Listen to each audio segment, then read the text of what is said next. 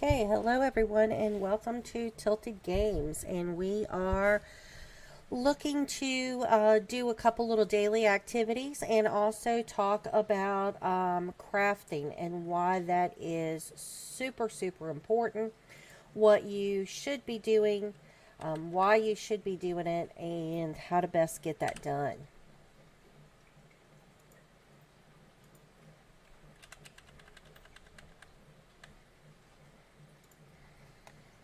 Okay, so I am actually in Gratwood, so I want to.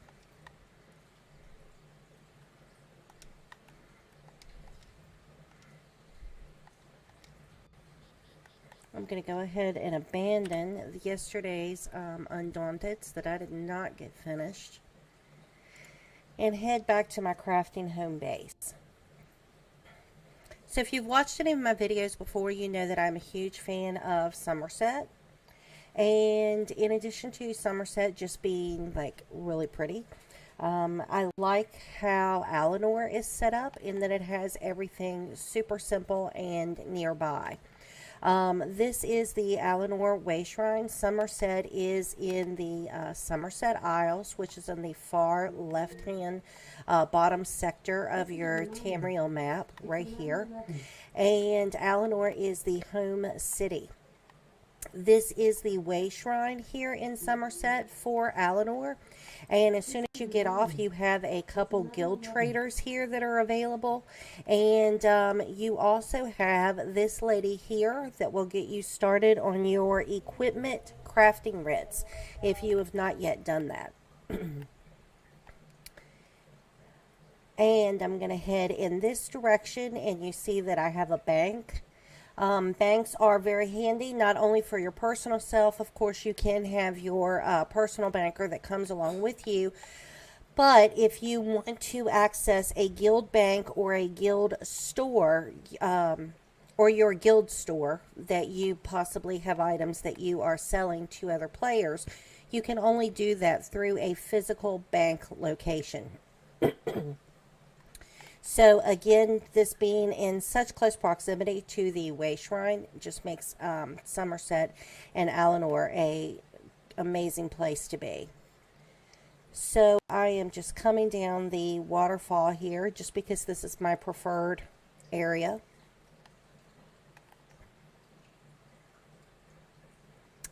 If you are new to Somerset, just to give you an idea, we just could have actually have taken the street, but here's the Way Shrine. We're just barely down from that.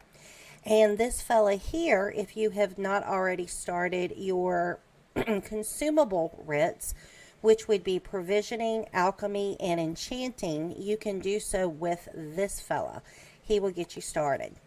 And then lastly, because Somerset is a DLC, a downloadable content expansion pack, it is where jewelry was added. And so this fella here, Falarian, will get you started on your jewelry crafting writs. You also in Alinor have the bag upgrade merchant. And just up at the stairs and down another set of stairs is the stable to do your daily stable training. In this little cul-de-sac area here will be the boards for the daily crafting writs and all of the crafting stations. As a matter of fact, there are 2 each. And so I'm just going to go ahead and pick up my crafting writs. I've got a couple quests that I need to complete, and so I'm only able to pick up at the moment 2 at a time.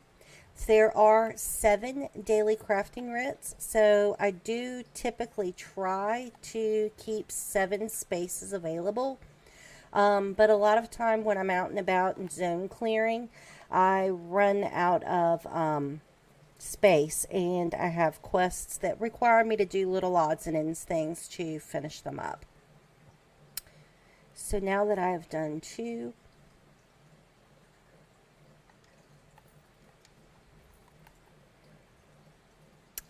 so the question is often, why do you want to do crafting writs? Or why should you bother with crafting, period? And that is a good question. However, Which one did I pick? The Clothier Writ. There are so many things when you get into the game that you need to do that it's just so much simpler if you can do it for yourself. Let's say, for example, you need a piece of equipment and there is a set that you can actually make, a craftable set, instead of having to either buy it or pay somebody to craft it for you or ask somebody to craft it for you, which generally takes materials. You can just do it yourself. There are equipment that you can buy at a lesser quality and then make improvements yourself as you can afford to, and that is also requiring you to have crafting skills. And then you may be, let's say, farming a piece of equipment and you get something that you are interested in, but it's not quite the right trait. If you have researched it and have the crafting skill to make that trait, you can then transmute that piece of equipment. And the more advanced your crafting skills are, the cheaper that is going to cost you.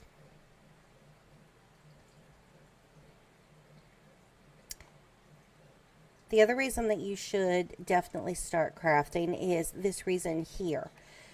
You get a very high amount of experience points. You also get goodies and money and things that you can sell for money. You can get recipes, in some cases style pages, survey maps. All kinds of good things come from doing crafting writs. And so you should absolutely do those every single day.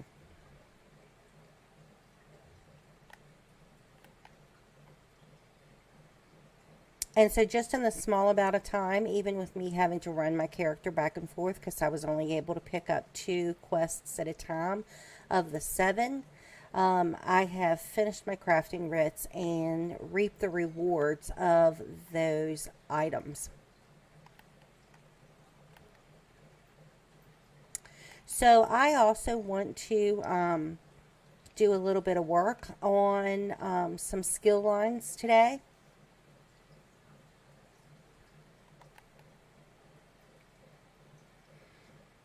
And you are welcome to join me if you would like to play with me while I stream. That would be amazing.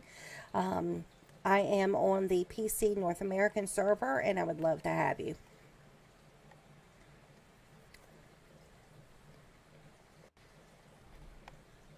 Okay, so I am here at one of the enchanting tables, and I just want to show you a couple little things that you can do for enchanting.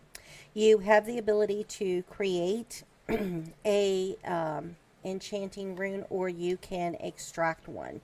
So let's say that I'm going to extract this weapon glyph. I just choose it and hit X to extract, and I received a rune from it, a material from it. There is another set here which is called a praxis, where you have the ability to make all kinds of like little furnishing things, and these would be from praxis recipes or diagrams that you have collected during your adventures in Tamriel. And you see that my enchanting level is pretty low, so I have all of these fun things, but I do not have the ability right now to make them. So the reason that my enchanting is pretty low is because I have been focusing my skill points on doing other things. When you are a new player, you really want to get your weapon abilities and passives set. You want to set like your armor passives. You also want to set your racial passives, and those areas are where your first skill points should really be applied. Once you have a good feel for that,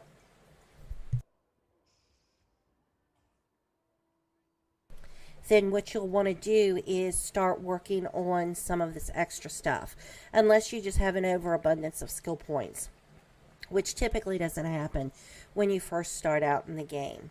So even though chanting is definitely something that I want to do because I want to be able to make my own runes for my own glyphs for enchanting my equipment or my weapons, it was lower in priority than for me to work on my blacksmithing, my clothing, my woodworking, and my jewelry. Those are going to benefit my character more at the beginning. And so I really wanted to focus all of my available skill points on those areas. So I am now, with a little extra skill points, starting the enchanting process. And it doesn't really take that long with enchanting to get your qualifications up. Now, any of your equipment, that would be jewelry, clothing, woodworking, and blacksmithing, you are also going to have to do researching. Now, this is not available in your enchanting or your alchemy or your provisioning. For that, you just really work on learning new recipes and upping your skill level of the quality of recipes that you're able to build. But for something like jewelry crafting, you need to actually research things. And you are going to be researching traits. And each piece of equipment, in this case, there are only 2 jewelry pieces. There are necklaces or amulets, and there are also rings. And each one has a group of traits that you can create on those pieces of jewelry. And they each need to be researched individually. And it does take a really long time. When you start your researching, it can be completed in a couple hours. Each time that you research a piece, the longevity of how quickly that's researched increases. So your very first piece, I believe, is usually 4 hours or something in that ballpark. I know that it's definitely hours and not quite a day. But the last piece that you research will take you 30 days to do. And that is 30 calendar days. So that is just something to keep in mind. So the sooner you start researching, the better. Now, in this particular case, I have researched every single one of the ring traits. So you will often hear people ask for a 9-trait crafter. There are craftable sets that have specific requirements to allow you to craft a particular set piece. And so if this particular jewelry that I want to craft, for example, has a requirement that I have to be at least a 5-trait crafter, I more than surpass that qualification because I am a 9-trait crafter on rings. Now, if I take a look at my amulet, I have started researching the very last piece in that. It is currently researching, and the countdown timer says that I am at 10 days and 12 hours, 20 minutes, 28 seconds. So once that is finished, I will not have to research any more jewelry. So that's amazing. That means that there is not in the game a piece of jewelry or a trait that I will not be able to craft. And so that is awesome. And then while I'm also here, I just want to show you guys that when you are doing daily writs, if you go into create and choose your options and check quests only, it will only show you those items that need to be crafted for a quest that you actually have in hand. So if I would come up to the station and use this technique, it would only actually show me what item I need to make for that crafting writ.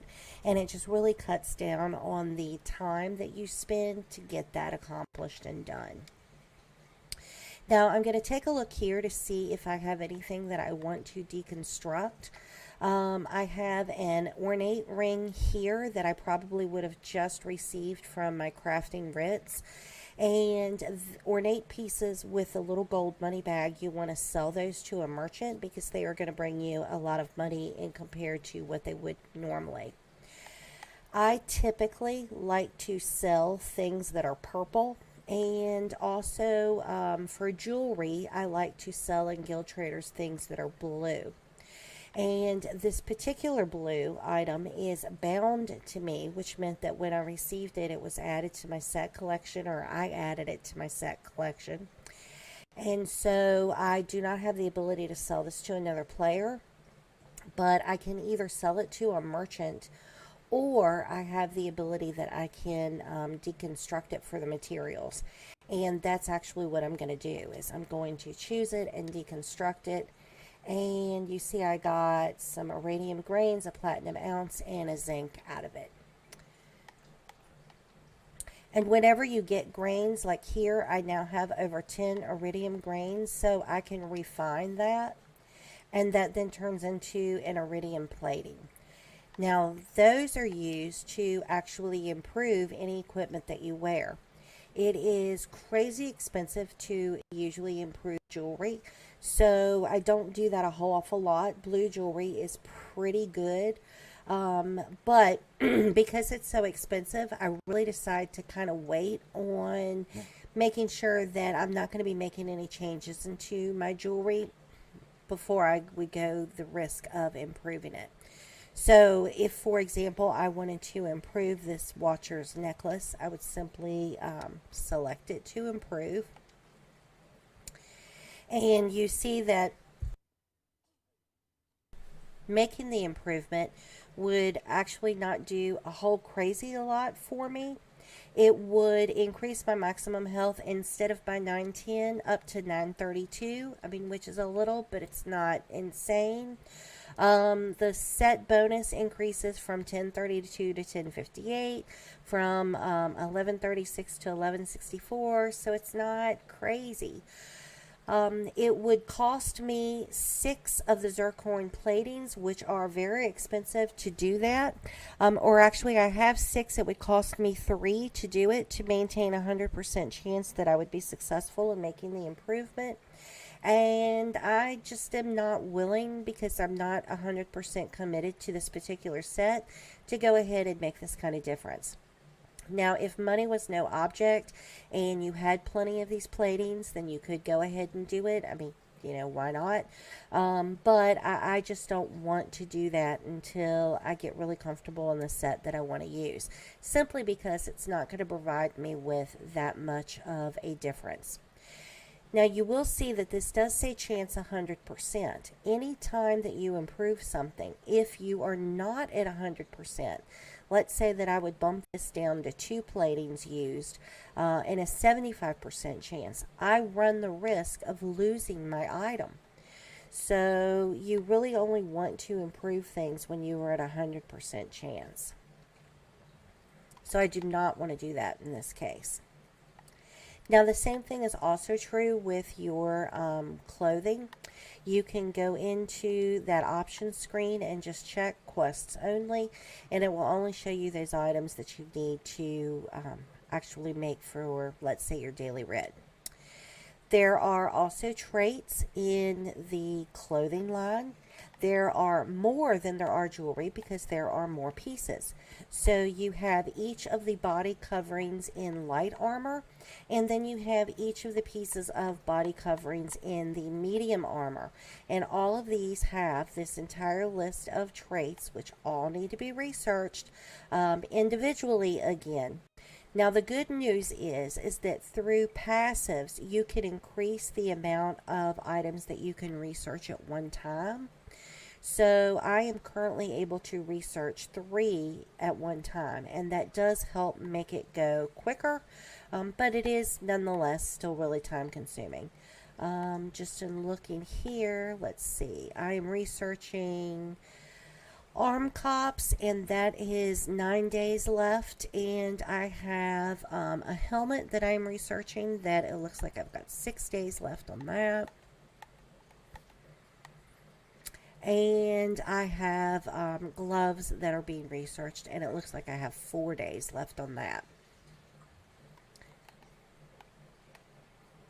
So the quicker as a new player that you can get started with this crafting, then the better off it is going to be. You will find that you can get through it much quicker. Oops, I forgot to see if there was anything I wanted to deconstruct. Anything that is marked here with the intricate symbol with the little blue squiggle here is something that will give you extra value for the crafting skill lines. Because my clothing line is already at 50, that's not going to necessarily benefit from me, but it gives me more and better quality materials if I deconstruct this. So I want to do that. And then I also have some blue things that are bound to me that I am going to go ahead and deconstruct for materials. And then I do have something that is purple that has already been collected in my set collections, but it is not bound, so I'm going to sell that with a guild trader. So I'm just going to go ahead and research those items, see if there's anything that needs to be refined, and then move on to the next station. Now, woodworking is the same way. With the woodworking, though, you have a little bumper tab that has either weapons or apparel. Now, for woodworking, the only thing that's in the apparel is the shield. However, in addition to all of these different types of weapons, you also need to do the shield as well for your researching. Now, even though it says that I have the capacity to research 3 items, I am actually on the end of my researching for woodworking, and so I only have 2 items that are currently being researched, and then I will be done. So it looks like my last staff has 5 days left, and my shield has 12 days left, and then I will be finished researching anything in the woodworking skill line. So I'm super excited about that. So I'm just going to check and see if there's anything I want to deconstruct. There is not. Take a quick look to see if there's anything I need to refine. This also has the little option where you can choose quest only. So if you were on a console and you were looking to do those daily quests speedy, you can set that and it just saves you from having to look.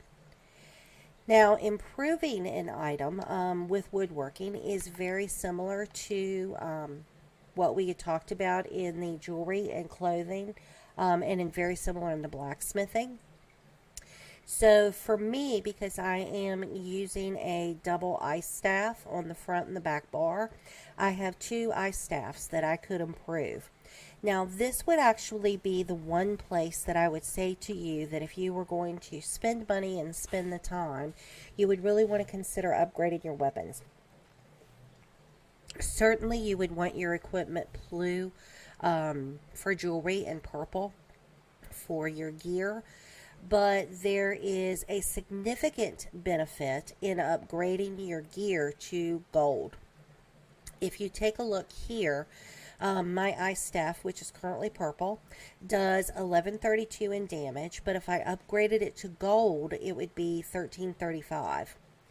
In addition to that damage, I have an enchantment on it which deals 2,192 physical damage and restores 409 stamina. But if I would upgrade that to gold, that would then put me at 2470 physical damage and 461 stamina.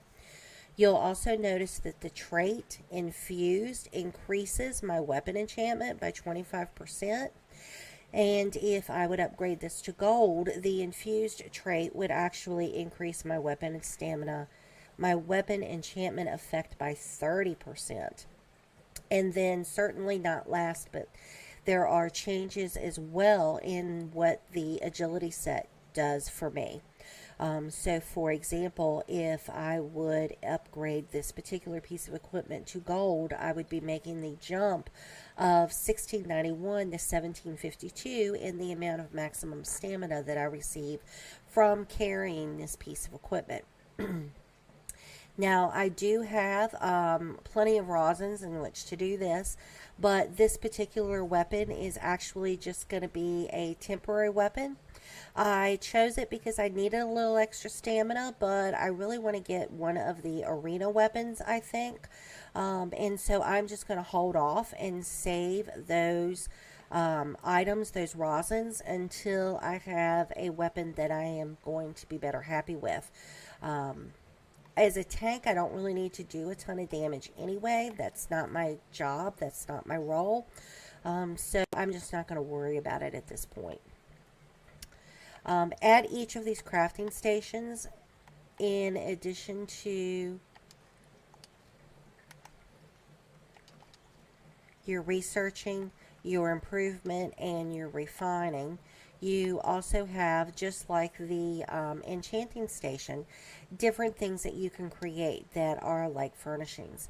Now, because my skill level is higher with my blacksmithing, you see that I have things that are available to me to make. And again, these are diagrams that I have just found on my adventures in Tamriel. And this is just kind of fun stuff, things that you can make to put in your house. So that's always fun to do that.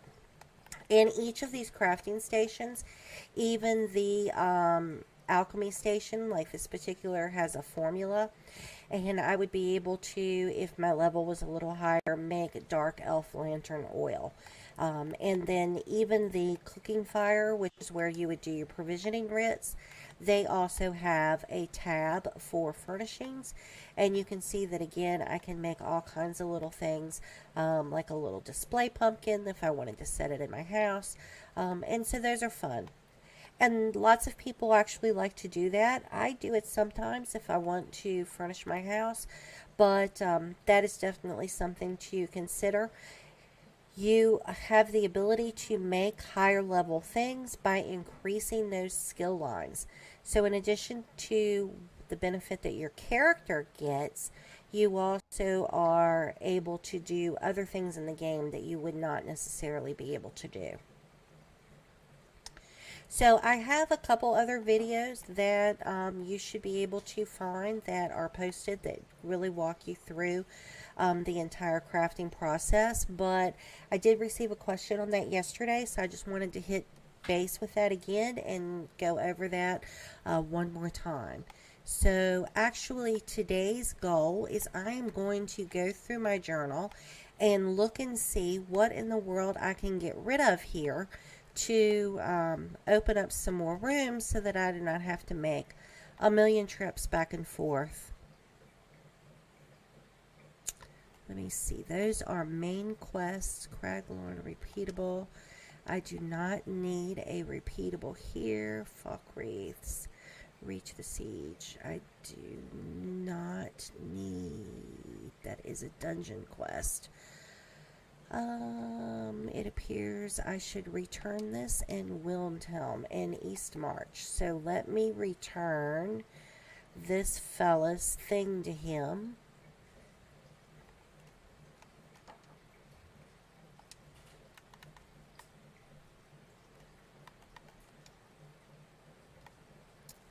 And so I'm heading to Eastmarch so I can return this thing that I found in a delve.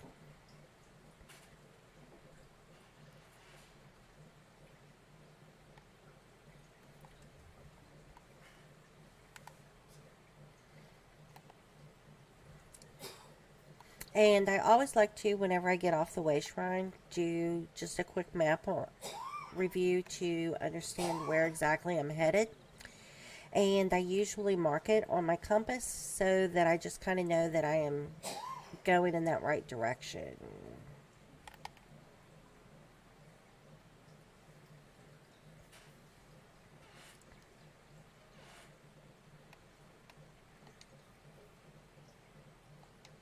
Except that is not an out.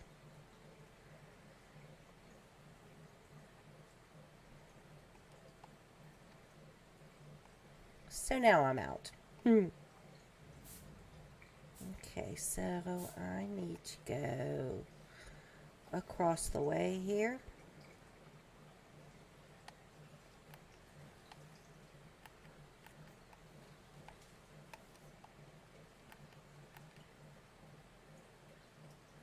At least I think I did. Nope. He's back on this side, of course. Fishing. Alright, so now that I've returned that, yay, that is one quest down. So let's see, what else do I have?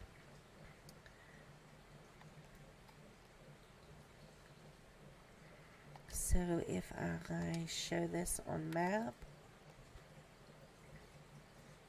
I encountered a Nord's tomb. I should head to Jean's stand to get my reward. So where is he?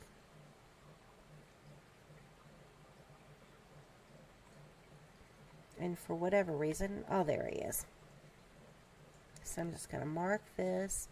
I want to go to this way shrine. You can travel while you're out and about, just like I did there. The first time that it usually is relatively affordable. It only cost me 131 gold, and it was worth that to me not to have to jog back to the way shrine. But it is significantly more expensive the more that you do it while you wait a cooldown period. So it will actually show you how much it's going to cost before you make the commitment to do it. And what you'll see whenever you're looking at it is that the money amount will actually count down. So the longer you wait in between the times that you fast travel, then the cheaper it's going to be for you. Okay, so that is 2 quests done. Yay! So as you are looking to travel around Tamriel, that is definitely one way that you can do it. Another way is that you can also go to your guild roster and work your way around going to any person who is in an area that is in your guild, and they will be green, which means they are actively online, and it does not show you the specific location of where they are, but that they are, for example, in Blackwood. Now, if it happens to be a way shrine that you've never been to, that's good, because that then way shrine will open up to you, but there is no cost for you to travel to a guildmate, and so that is certainly something that you can consider doing. It's just one little loading screen to get you to that area. Now, in looking here, I had received those things because I was doing a little bit of questing as I was zone clearing the delves in Eastmarch.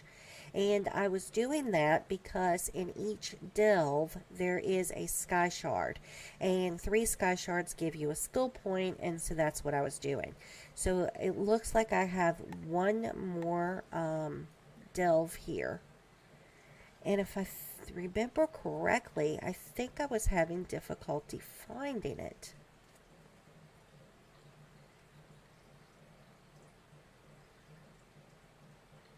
And now that I am looking here on the map, I do not see it.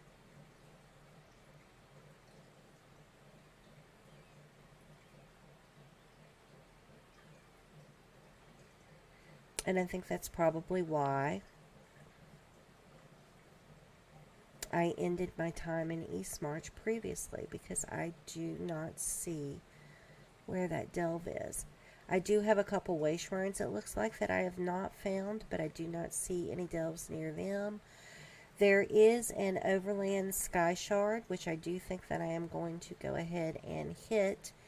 So now you see, because I just fast traveled, I have a higher gold amount. So this is actually going to cost me $787 in gold if I wanted to travel. So instead, what I'm going to do is I'm just going to travel to a guildie in Eastmarch, and that'll dump me at a way shrine, and it doesn't really matter which one, because then I can travel to the way shrine that I want, because I will already be at a way shrine, and that doesn't cost me anything.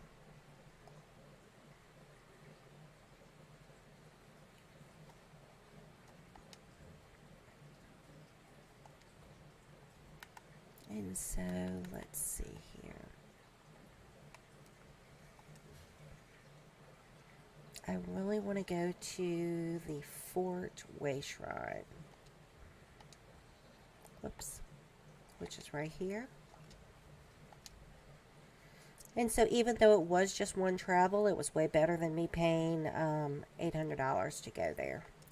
And there is a sky shard right in front of me, so I want to definitely go get that.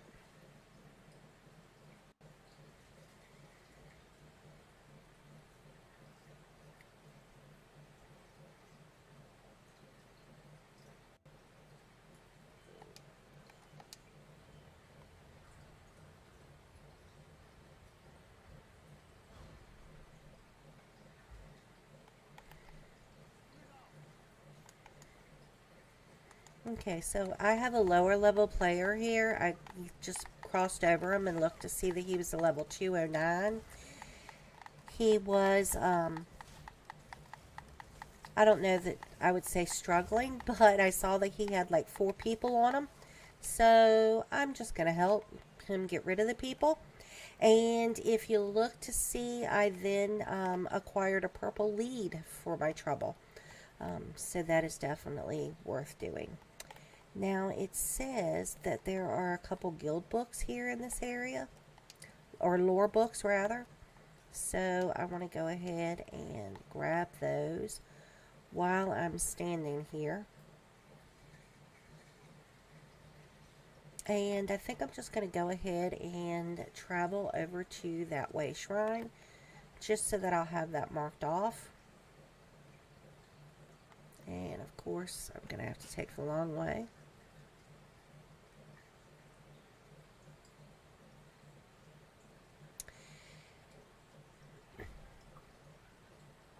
Now, if you are playing on a console, you will notice that some of my controls or the way that I'm looking at the maps appear a little differently. And those are typically because of PC add-ons, because I am playing on the PC. However, there is an app that you can get called the ESO app. There is a light version that is free, and it has all of this information for you in it. And in addition to that, it is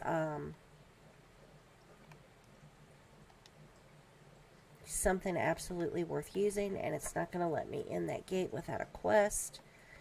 So it seems like there was another way shrine. Yep, there sure was, right here. So I want to go ahead and travel to that one, just to get those open for me. So normally how I kind of approach zones whenever I'm looking to zone, and if you are a new player, I do definitely recommend questing. The only reason that I'm not questing is because I quested on the Xbox, and I just recently converted from the Xbox to the PC, and I really didn't want to do the quests all over again. And so I just simply opted not to gain my skill points from redoing questing. Now, as new content becomes available, I will go ahead and do the new quests because I enjoy questing.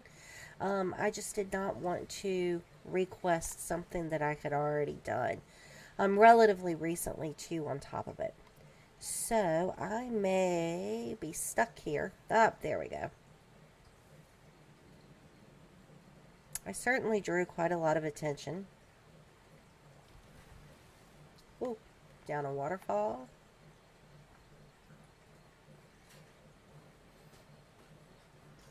And I was able to make it to my way shrine. Perfect. 14 out of 16. So I've got the Sky Shard in the missing delve, wherever that is, that I have not found. And then I also have a Sky Shard in the public dungeon, which I have not gotten. And I am going ahead right now and pulling up the ESO app on my phone. Just because on the computer, with all the add-ons, some of the... I am in East March. Yep. Some of the items can kind of get lost in the process. But with the ESO app, I'm able to actually zoom in on my phone and see where these things are. Okay, so this is actually what I'm talking about. From the ESO app, I see that I have a delve here, but I could not see it because of the other icons that are over it. There is apparently an achievement here, a lore book here, a delve, and a sky shard. And all of those things combined just kind of kept that hidden from me. So I do want to go ahead and go to that way shrine and head down to that delve just so I can finish that.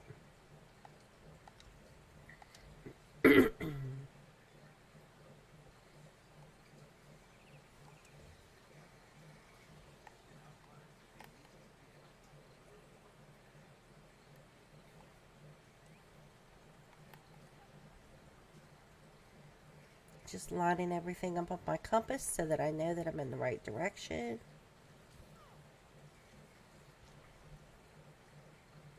Apparently, I was not being sneaky.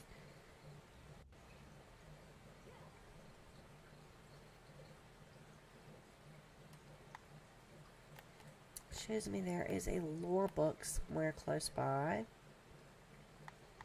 I'm gonna guess it's here with this fella.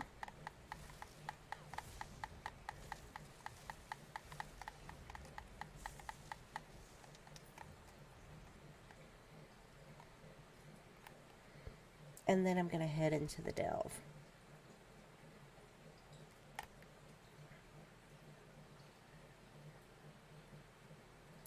Now, anytime you go into delves, sometimes there will be quest givers that are here. I don't do a lot of the optional quests when I am on this particular character. Again, because I did all the questing on my other character on the Xbox and I just didn't want to repeat it. But if you're going to be going through the delve anyway, go ahead and pick up the quest. There's no harm in that. It should either be equipment or gold, and both are certainly worth getting.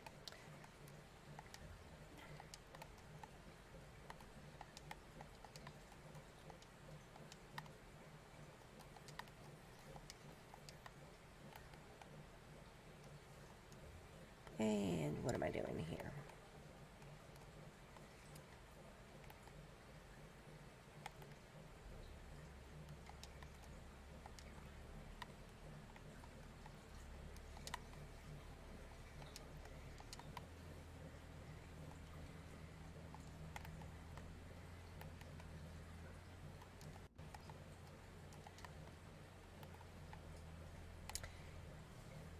So because I am by myself, I'm sure I can handle this delve by myself anyway, but just in an effort to go ahead and increase my companion skill levels, I'm going to take a companion with me.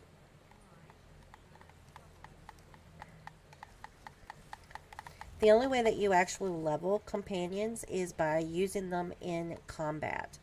So you definitely want to use your companion whenever you have an opportunity to. And questing and delves and sky shard hunting and that sort of thing is actually a great way to use your companion. Sky shard hunting, probably not so much unless you are actually fighting, but certainly any kind of combat that you get in a delve or a world boss, it is worth your while to have that companion out. Now, that ESO app that I was telling you about has the maps of all the dungeons. So it will have the Sky Shard location, and it will also show you where there are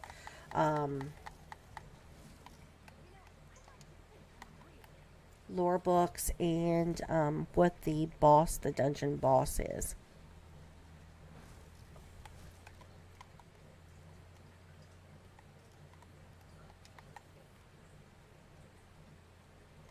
Hey, there is my Sky Shard.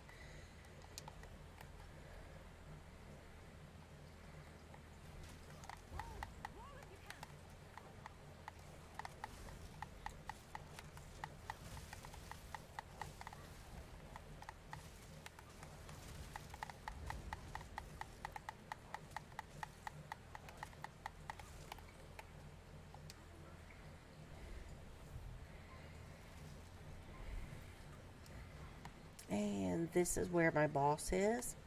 And it does look like there is a quest here that I would be able to get. So I am going to just go ahead and work my way in that direction.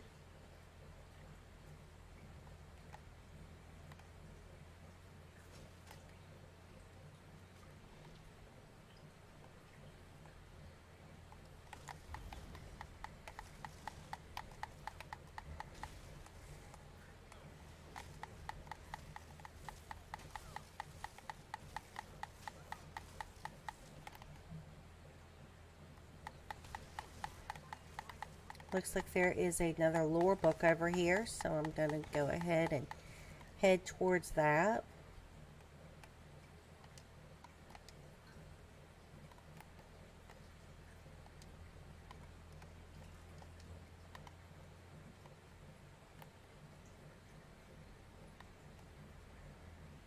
And then it looks like I need to be in this direction. Yep.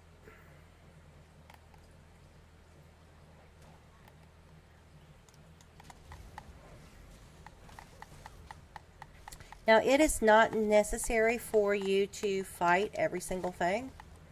The only trouble I've had with the companions is some things that I will just run past and not necessarily get into fights with. But the companion kind of instigates that. They see an enemy and they are firing. And that's not, in and of itself, I guess, a bad thing.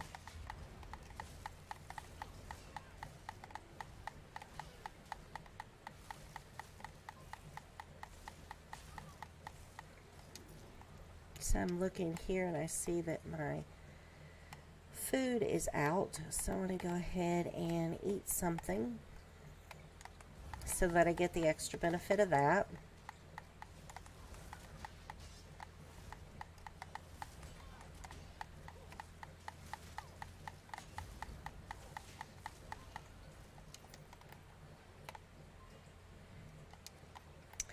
Now, if it seems that I'm being a hair slow on killing things, that is accurate. It very much is, because I am playing as a tank. Tanks typically do not have a lot of DPS, which is one of the reasons why the companion is so handy when you're questing. It kind of helps pick up that slack a little bit. And it looks like these people are going to be my delve boss.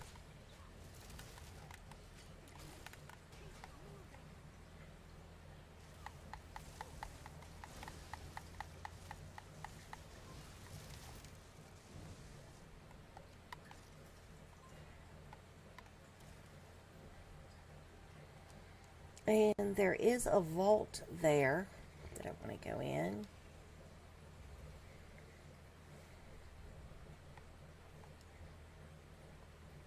Okay.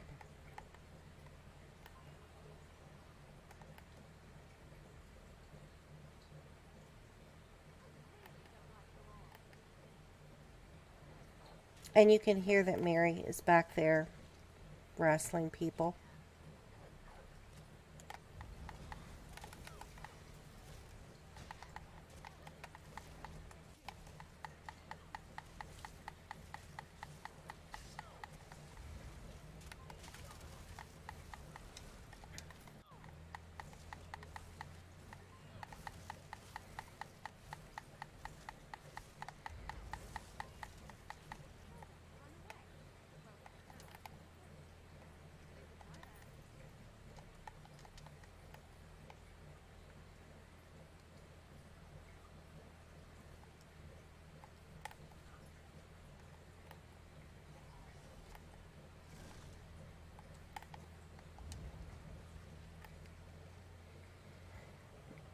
And one thing I like to do is just within reason is collect up a group of people, and then I can do an AoE on them.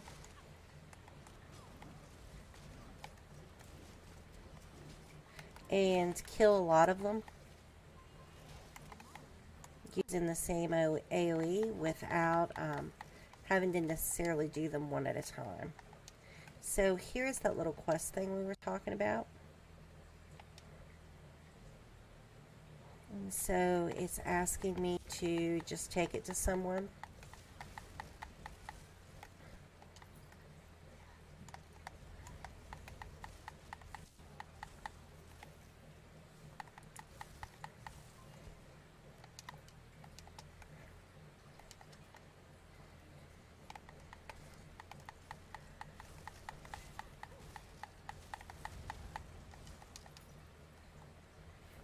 Okay, so I am actually completed in this delve.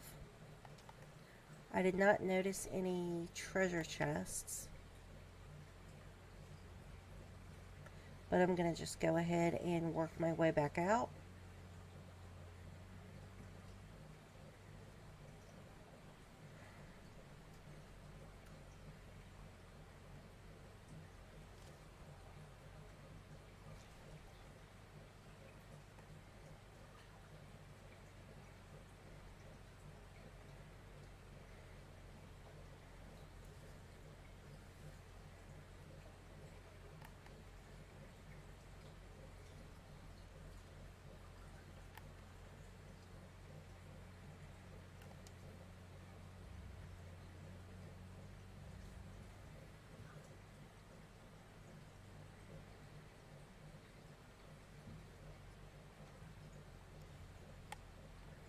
Okay, so I'm going to take a quick look at that quest that I received, see where it wants me to travel to,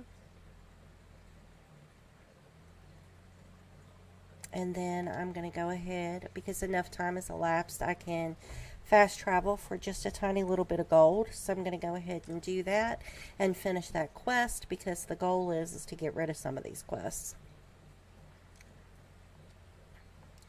But if you look here, I now have completed 6 of 6 of the delves. I've gotten 15 of the 16 sky shards. I know that the last one is actually in a public dungeon, and I have not journeyed in there yet, but when I do, it will be the last one that I will need in this particular area.